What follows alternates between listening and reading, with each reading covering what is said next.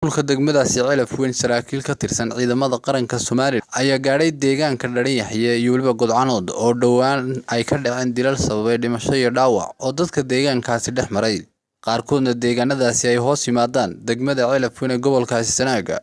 Ugu horreyn waxaa dadka deegaankaasi Dharinyaxye iyo waliba Godcanood kala hadlay maamulka degmadaasi Celaf Weyn iyo waliba saraakiisha goobtani mareysay. waxaan noo soo baxnay kormeer dhammaan xaaladda guud ee deegaanka dalka gaar ahaan kormeerkeen wuxuu khaas ku siyaa kormeer nabadgelyo. waxaan soo maray deegaanka Dharinyaxye iyo eeriyooyinka dooxooyinka ku dhow taasoo aanu kormeeraynay xaaladii shaqooyinkii rabshadii ka dhacay deegaankiina Godcanoodna waxaan ugu soo qabanay maadaama deegaanku isku mid yahay dadkuna isku mid yahay dhibaatada iyo mushkiladda meesha ka dhacdayna ay wada saameysay horena ciidamada qaranku idinku yimaadeen idinkana inaanu ballamahaas nabadgelyada idinku sii adkayno aynu iskaga ogaano. waxaa amniga loo xirsaaray meel kasta ha ahaato gobolka Sanaag oo aan shakiba lahayn oo anina laga weydiinayn iyo ma marayn iyo ma ahayn waxaas ma taalo ciidanka u qaabisan yaan la soo qarin loo sheegin inaan anaa tusno goobi wax ka dhacayaan geeyno maanta inta haddii ciidamadaas iyo maraya ay mid ama geel ha wado ama ari ha la joogay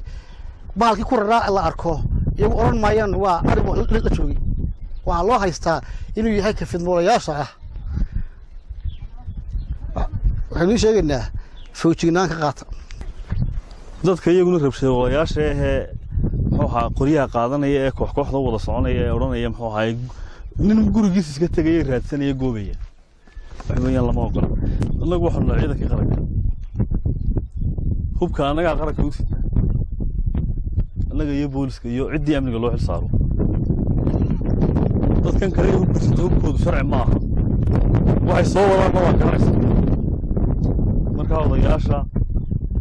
iyo uqaasha waxaan ka codsanaa in dhalinyartooda ay ka adkaadaan oo ka qabtaan inay geystaan falal aan loo baahnay iyadoo hawshii lagu guda jiro hawshii la bilaabayo halkii la doonayo siday hayd loo raadinayo inay haddana meelo kale dab ka shidaan ama meelo kale ay ololiyaan inay ka hortagaan cuqaashu runtii markii dilku dhacay anagu waanu nimo meesha waanu odayaasha waanu la hadalnay wixii dhulkan joogay Godcanood laftooda waanu idinku nimo intii odayahee aanu la hadalnay waxa weeyaan hawshu wax fiican ayay nagala qabteen. geestooda waxaa iyaguna soo dhaweeyay kormeerkan inagu adkaynayo nabadgelyada dadka ay colaadu ku dhex martay deegaanadaasi. kolay deegaanka Godcanood waa deegaan insha Allah